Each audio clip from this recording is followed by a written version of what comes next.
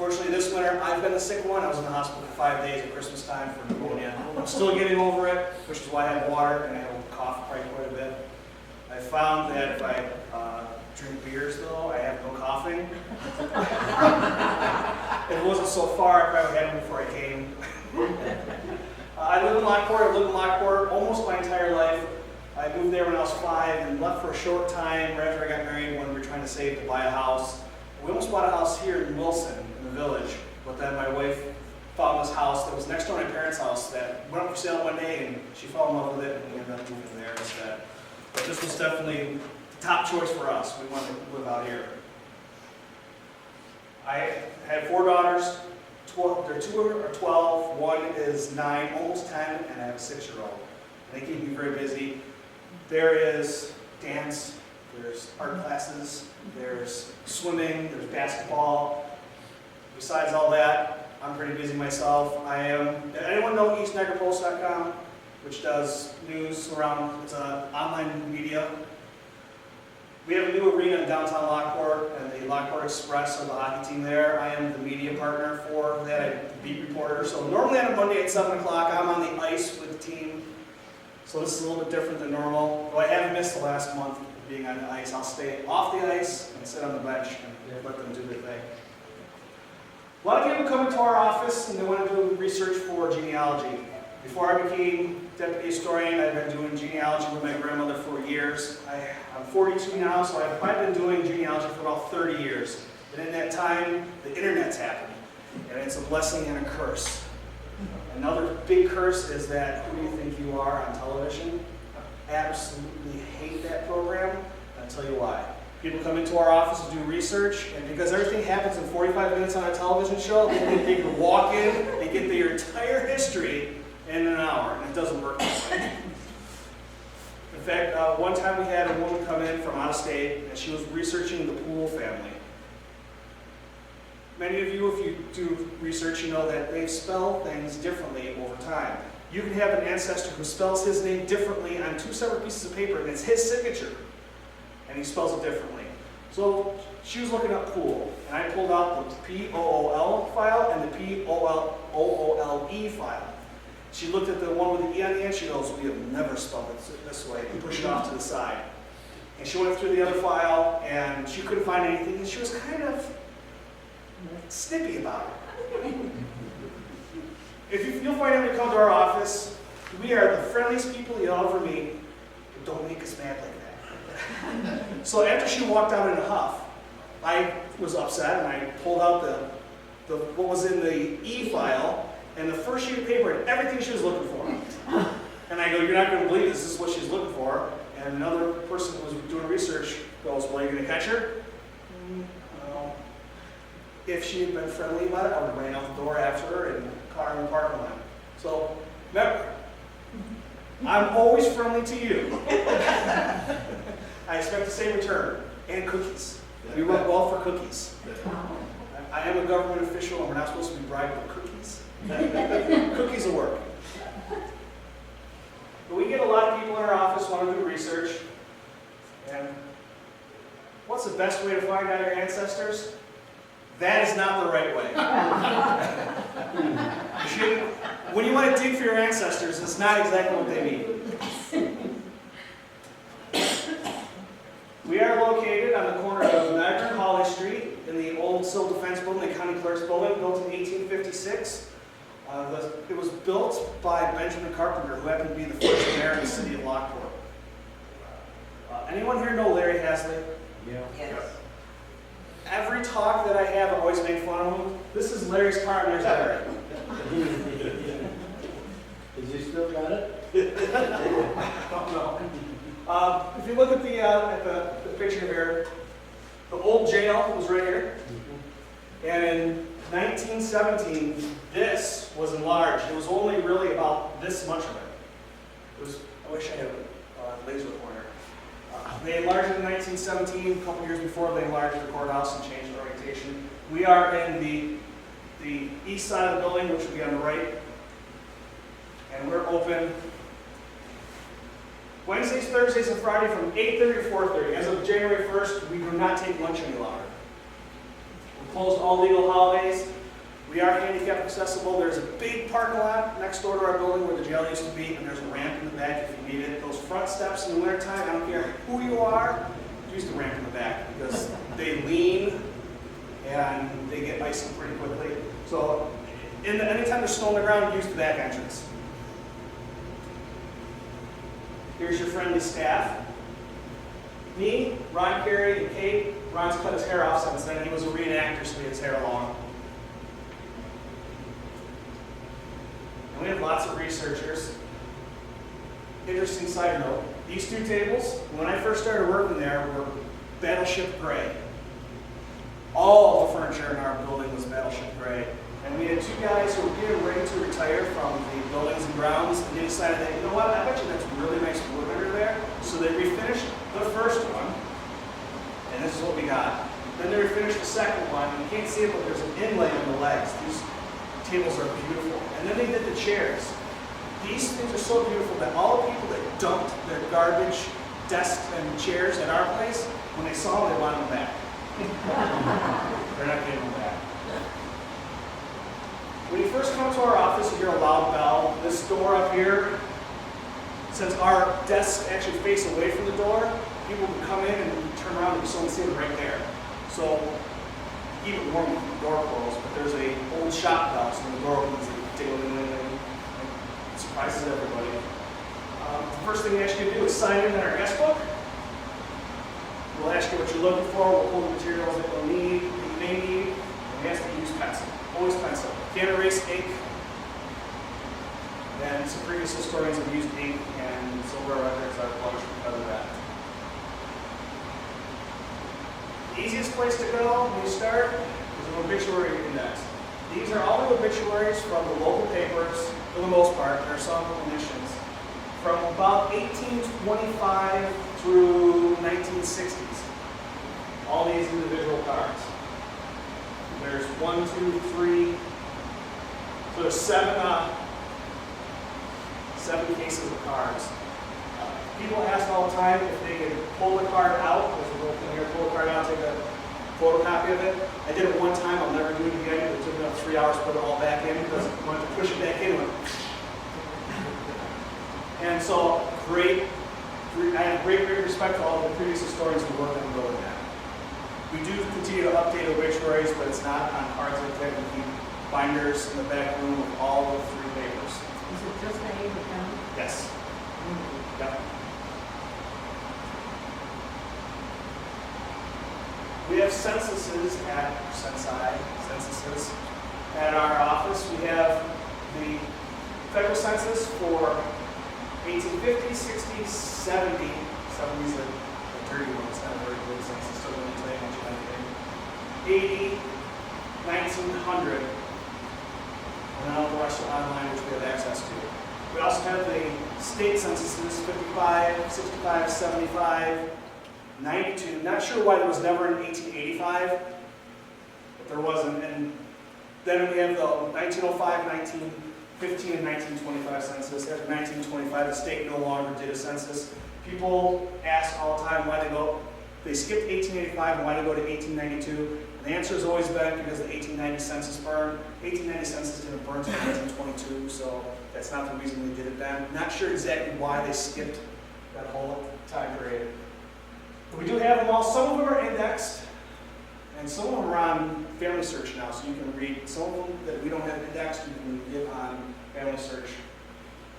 I think the 25 is not on there right now for Niagara County. I think it is for the rest of the country, but for some reason they have to ask us specifically something the way the county has set up. So we have to write a letter giving them permission, and they write a letter back saying, "Are you sure you're giving us permission?" And it's crazy. We have lots of church and cemetery records. This is a whole 6-foot bookshelf that is all cemetery and church records, and this continues to grow each week. As other churches around the area allow us to copy their records, we make copies of them, and they're not as nicely bound as these ones, but we do have digital copies of some of them and print them out. What we're trying to do is collect as much of the church records as we can. We just finished up 2 Lutheran churches in North Tonawanda that closed. And I'm working on St. Peter's in Lockport, United Church of Christ, and they all combined into one. I can't remember what the other name of it is. There was Plymouth Church in Rockport. They all combined into one, so there was actually 4 churches. They have their records there. They have a 4-drawer filing cabinet. Each drawer is a different church. When I asked the secretary there if I could copy the records, she goes, it's just a mess they're thrown in there. If you want to take the whole filing cabinet, go ahead. All right, so we'll take the whole filing cabinet if we can. What we do is we take the records and we photograph them, and they're high quality, high definition photographs. And when we're finished, we give the churches back their books, and we also give them a digital copy so they don't have to go back to the books and ruin them. We had talked about at one time starting to index those records and giving them back to the church also. It's such a time-consuming project that's not going to happen unless we get some kind of interns. But we do save the records so that the churches, there's more than one spot where they're at. There's been plenty of researchers who have gone to different churches and found no records because they've burned. Well, if we've got extra copies of them and there's another fire, there's another place that they're kept. And we keep them, it's backed up on the main server at the county, plus we have a backup, and we have a physical copy that we print out also. So if anyone has any churches, we have no churches from the Wilson area at all. So if anyone has any churches that belong to a church and would like us to copy their records, it doesn't cost anything. Just take some time. Occasionally we will go and if the churches want to give the books out, we'll do them on site. We've only done that one other time. We try to steer away from that because we need people in the office because we do get rather busy sometimes. And here's some examples of one of the church records. This is St. Michael's Lutheran in Walpotsville. It's all in German. So if you don't know German, Ron and I can figure it out. And if you get Catholic records, they're in Latin. I can figure that out. It took 5 years of Latin in a public high school in Lockport. I still see my Latin teacher almost weekly, and I remind him of how great he was because I can still read Latin. And again, pencil. We have city and county directories. We have the most complete set of Lockport city directories, a very small county directories, a pretty good sized one for Niagara Falls, and probably 85% complete for North Tonawanda, which also includes Tonawanda. And we don't make photocopies out of there, but you can take photos of that. As long as you can turn your flash off. Anytime you take photographs at our office, we actually can turn the flash off. The bright light is not good for our records. And the pictures still come out fine. We have good enough lighting with protection on them that you get a good picture. Then we have about 5,000 family files and genealogies. They're all in these envelopes. Ron is going through right now and transferring them from old envelopes that are falling apart and may not be acid-free into new ones. We're taking the newsprint out because it's so terrible for your records and photocopying them both sides, because sometimes in the back is a pretty interesting story or advertisement, so we try to keep both sides of the newspaper so we're not losing anything. A lot of time is spent in those. If you're looking for Smith, there are 19 files come early. We stop pulling files at 4 o'clock, so they come before 4 o'clock. We have about 12,000 photographs. We have some postcards and some stereo views. Our photograph collection grows not as quickly as I'd like. People tend to forget that photos that you took yesterday are history now. So you don't get a lot of what most people consider modern photographs. I'm trying to fix that mentality. I'm going to start writing a historical piece for each Niagara Post once a month. And we're going to focus on some of the things that historians are looking for in photographs. If you're going to grandma's house and you're just going to throw the pictures out anyway because you know who they are, just give them to the historian's office. We accept anything except artifacts themselves. We can't take dresses or anything like that. But any ephemera, that's photos, letters, all that stuff, we can take that. We have maps. We have about 1,500 maps. And I put Pendleton in here because when you go through the 1878 history of Niagara County, the only town that has nothing in it is Pendleton, so I thought that they needed a little love.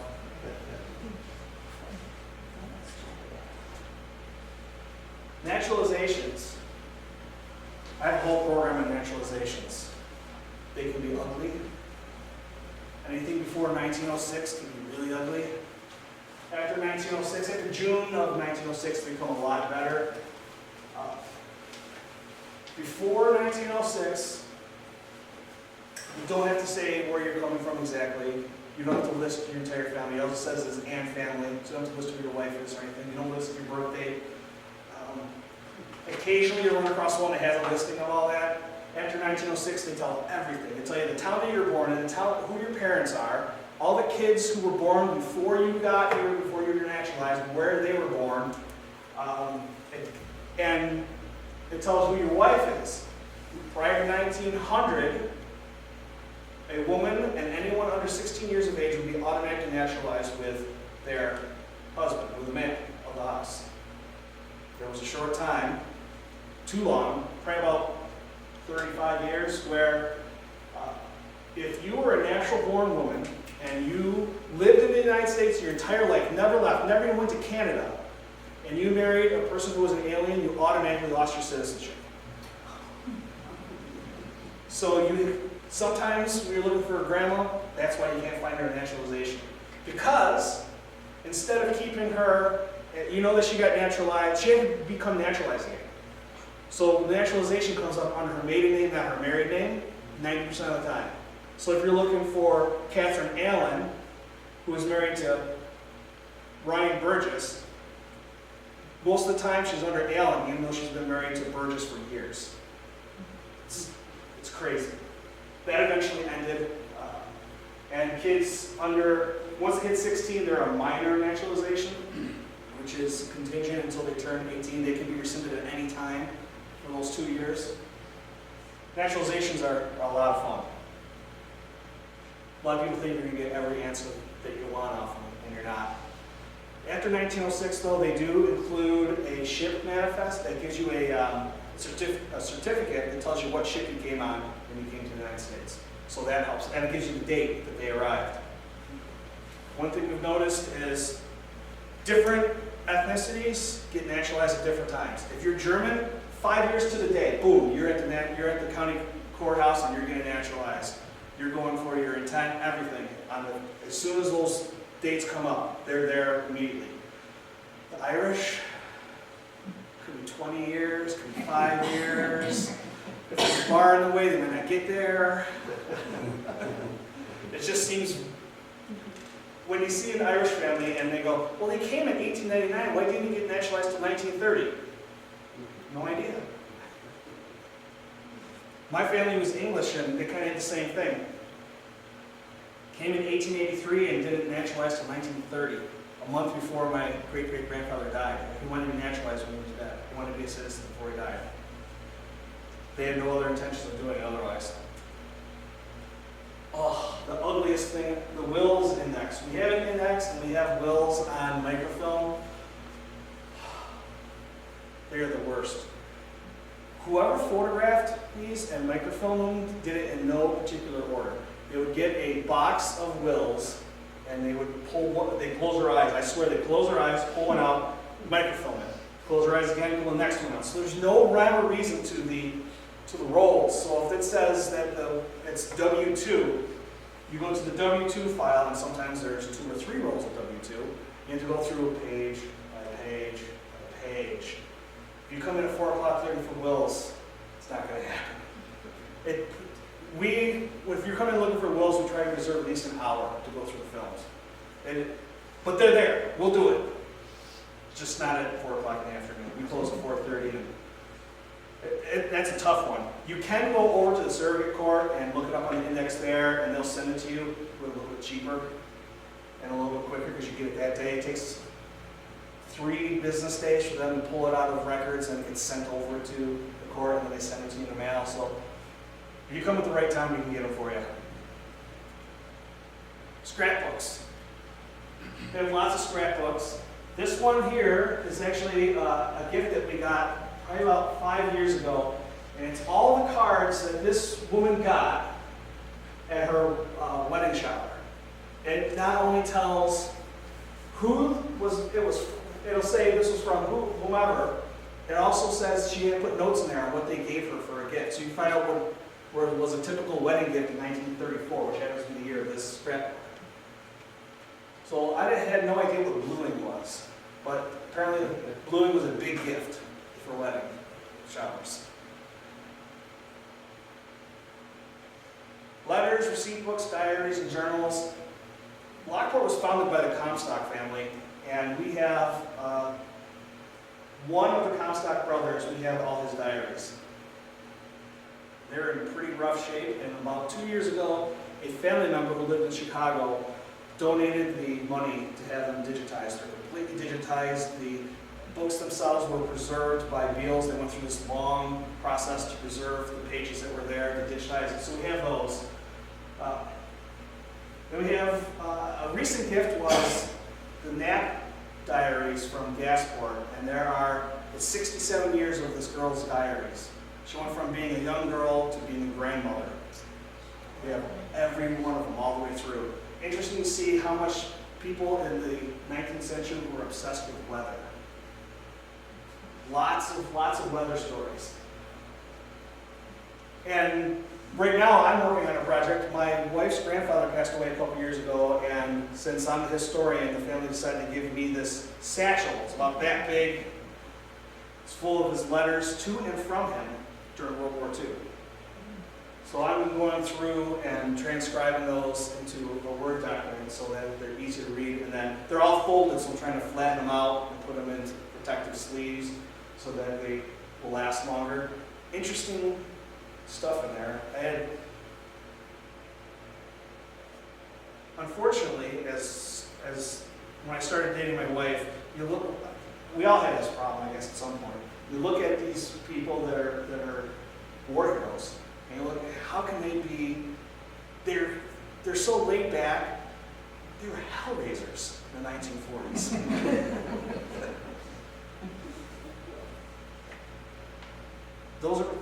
Last night I had my first F-bomb in one of the letters, which I was totally not prepared for. Because my grandmother said, we never spoke like that, ever. And no one ever got pregnant before they were married. And I always told my grandmother, you realize that I'm no math genius, but there are less than 9 months between your marriage and Jerry's birthday, right?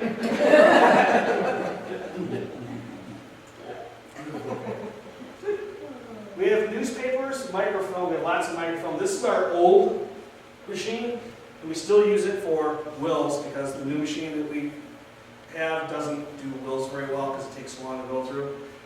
But we can print off this, and you want a copy of whatever you're looking at, we can do that. We have this new electronic one, it's on the computer, it automatically scans it, enhances. So with some of these microfilms, they just hurry through and the papers are really rough, and we can pull out the dark spots and bring the writing back out with the new one that we have.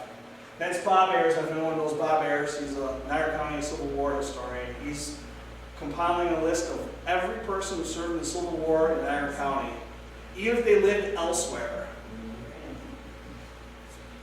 It's like 9,000 men. He's been working on it for, I've been historian for about 10 years, so he's probably been working on it for 15.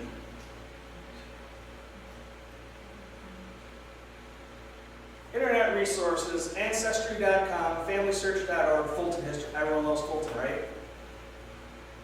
Fulton is switching over. I don't know if anyone knows this. Fulton is going to be a mirrored site now rather than Tom Trinsky's personal site.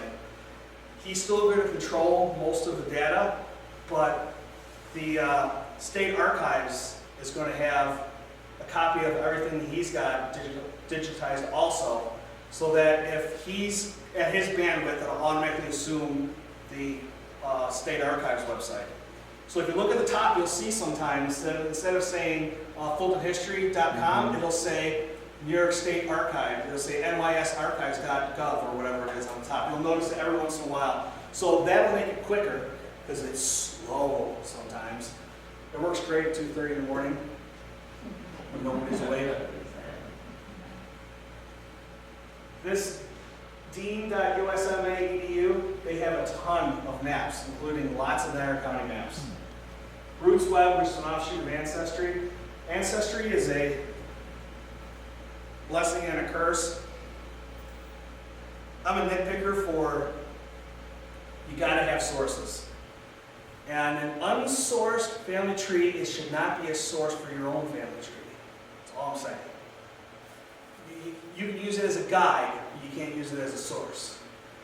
Sources are birth records, marriage records, baptismals, stuff like that. Someone else saying that this is their family and then putting it into a family tree without any sources and then you crediting them as a source is not really a source. And I see that all the time on Ancestry, and that's probably the second biggest detriment. The first one is if you start a family tree on there and you're trying to make changes to it, they don't want you to. It's terrible. So you can have something that's a glaring error.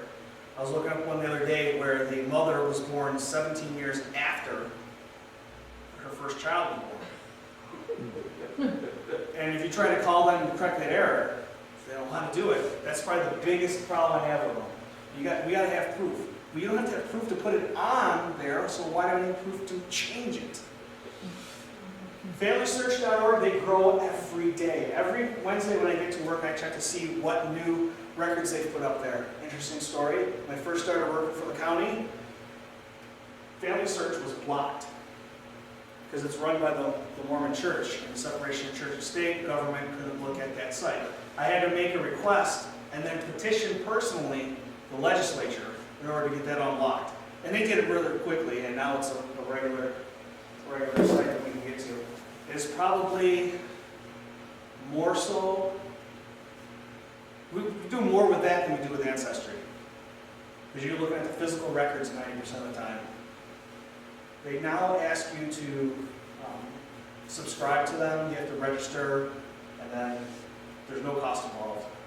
And then you have to log in every time to try to measure who's getting in there and who's not. Another cool thing about FamilySearch.org is if you know that your family is from someplace in Germany, I'll do my wife's family, they're from Hohenprinz, Germany, and Mecklenburg-Schwerin.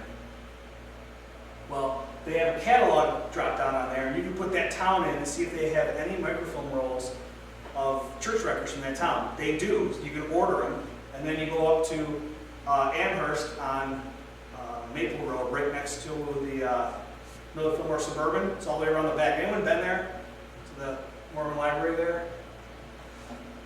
I think it's $22 and you get that film indefinitely.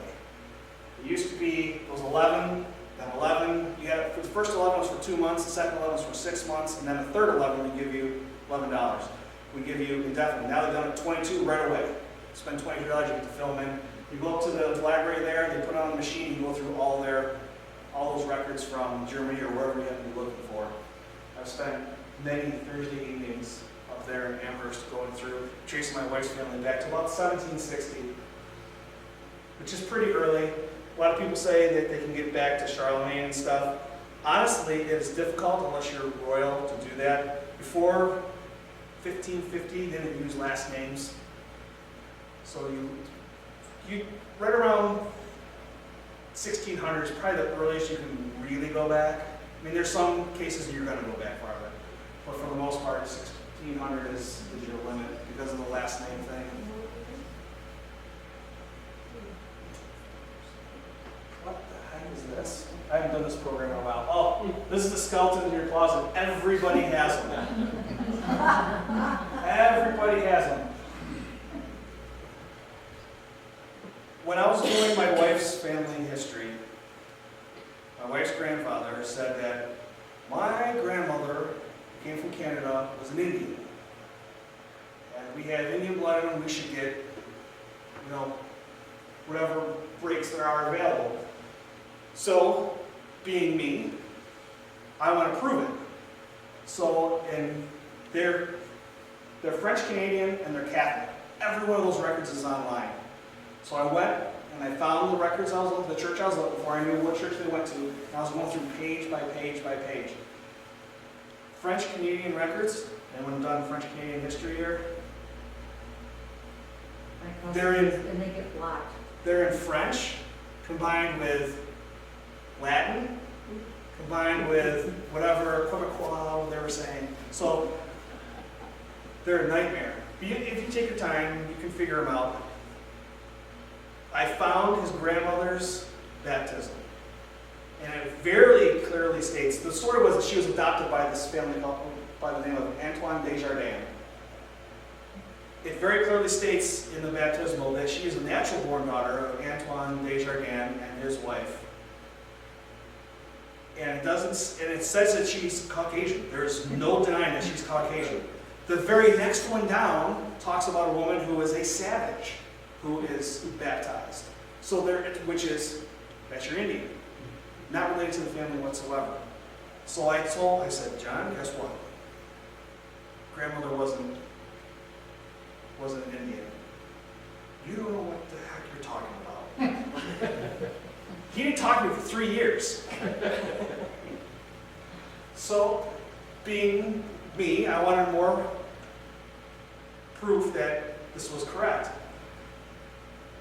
In 1908, the United States and Canada put a treaty together where natives from Canada and natives from the United States who were related could pass freely across the Peace Bridge and the Rainbow Bridge. They didn't pay any tariff because this was their land to begin with. And so you could pass back and forth freely, just visiting each other's family at the reservations or wherever they were living. My wife's grandmother petitioned that she was an Indian because out of her 13 brothers and sisters, she was from a family of 14, all of whom survived to adulthood and had 150 children, it seemed like. Half of them still lived in Canada. She wanted to be able to visit her parents and her sisters and brothers while paying to go back and forth across the bridge. 15 cents to go across the bridge, by the way. So I have letters that I found online from the Department of the Interior that say that there is no proof whatsoever that you are Indian. We cannot give you this dispensation. It's not going to happen. 3 times she petitioned. And she never got it. And so when I gave John those papers, it was another year or so before he spoke to me. So we all have them. Another one which involves Wilson from my family. My great-grandfather and his father were bootleggers. And my great-grandfather had a brother, and his brother died during the Spanish influenza. They left behind a 6-month-old son. And they were living in Medina. And my great-grandfather's nephew lived around the corner, and they lived on State Street. And one day he asked his mother, "Am I related to those Bacons around the corner?" And she said, "You're not related to those dirty bootleggers." Well, probably about 12 years ago, 13 years ago, I met up with a guy. I just started cold calling Bacons in the telephone book to see if we were related. First guy I hit was Armand Bacon, and I called him, and he called me back, and he goes, "Yes, we are related. Come on down, bring your dad down." So I went down, they gave us dinner, and we were talking, and he said, "Yeah, I never knew that I was related to your great-grandfather until after I came home from the war. This guy approaches me in the bank, says, 'You should do whatever about getting a job.' And I said to him, 'Who the hell are you?' He goes, 'I'm your Uncle Bob.'" He had no idea.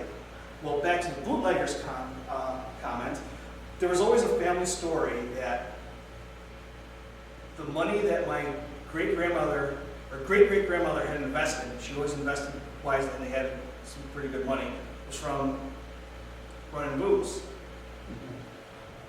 So there's the bootlegger part.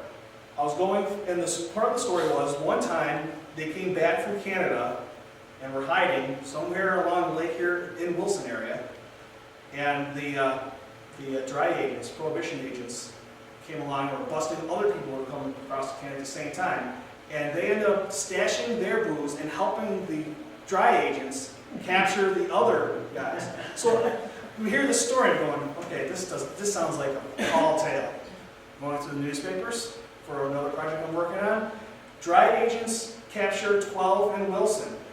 2 mysterious men aided in the effort. I'm like, oh my God, it was real.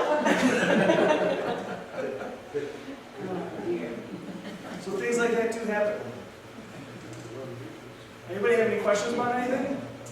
My cousin's doing a lot of research on our grandfathers. Okay. Apparently, a lot of our family came from Canada, and I don't know if it's off ancestry, but they block. They cannot get into the Canadian records. Well, if you don't have a worldwide edition and only have a North American edition. North America edition, you'd think would include Canada, it doesn't. I don't know what you mean by They sell different editions of ancestries. You can get Ancestry North America, which is the United States. You can get Ancestry North America in Canada, or North America, or Ancestry Worldwide. that. So if you don't have, if you go to the libraries, local libraries have a library edition, it's only United States. So it just, It limits your access because you're not paying. because she, oh, yeah, but she owns it, so I don't know. She, There are three sets of ancestry. There's Ancestry North America, which is basically just United States.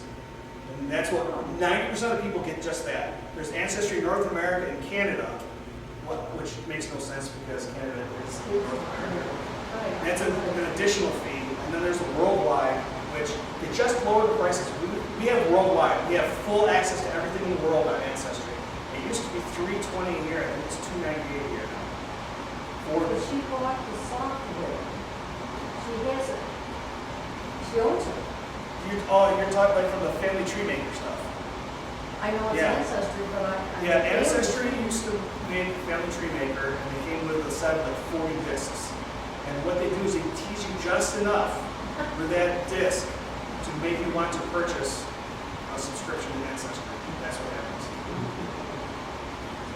So could you go to the library in Niagara Falls, Ontario, and, Yes, and just use theirs?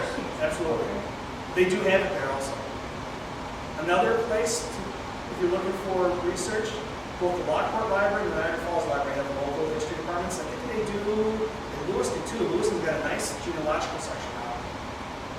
But the Niagara Falls one, they just got the entire Niagara Gazette photo collection from the time they started taking photographs until 1990. Everything has been donated to the Niagara Falls Library. Hundreds of thousands of photos. It's taken years to catalog. And they're only open weird times, but that's a fantastic resource right there. You get a thing of a map, I come across a lot of the dad's old maps. Can I go into those somewhere? Sure. Where are they of? I think they're of Wilson, different time periods. I have to look at The them. County Highway Department did one every decade. I know there's 1940, 1966, there's 54, there's a 36, there's a 22. There's not one in the teens, there's one in 1908. My guess is 1954, because we moved to Wilson in 50. And I think it's the streets. No. This is huge.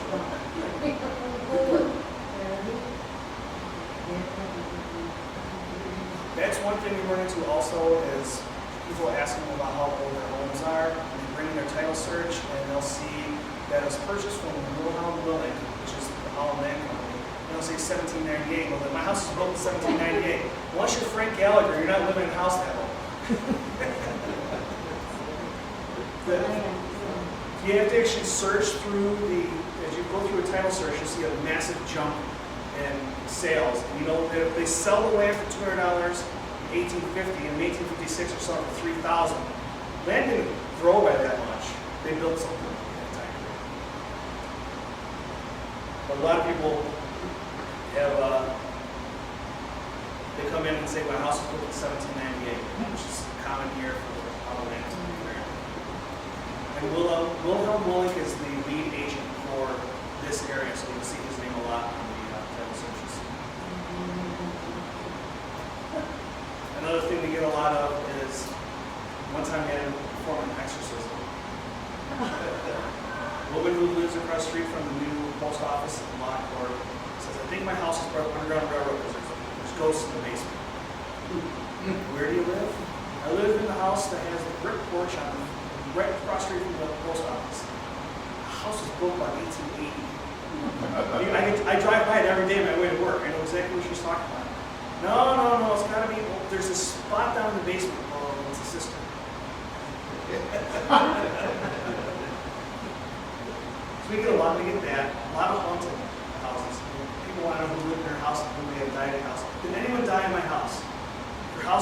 before 1960? Absolutely, someone died in the house.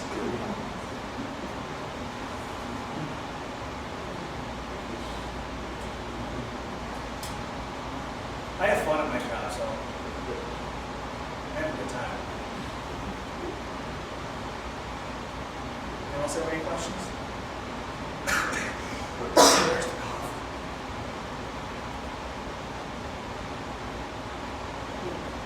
Do you like chocolate chip cookies when you come in?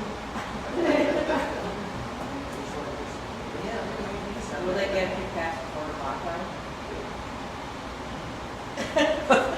We generally don't pull the files after 4 o'clock because we have to lock everything up. And it's kind of, we'll leave them out till after 4. We try to pull them in about 10 minutes ago. Depends on what you're looking for. If you're looking up Smiths, probably not. Do you have the forms, the payment tree forms that you can bring? We don't. I've been trying to get them to purchase some so we can sell them there.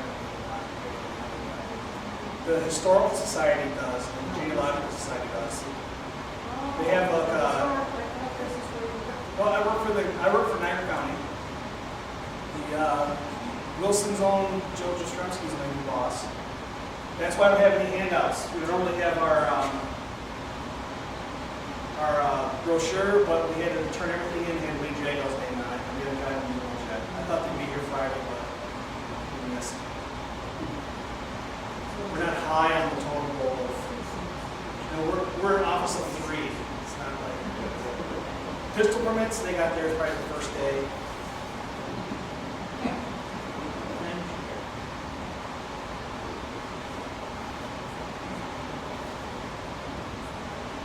Anyone else have anything? Thanks for coming. Thank you.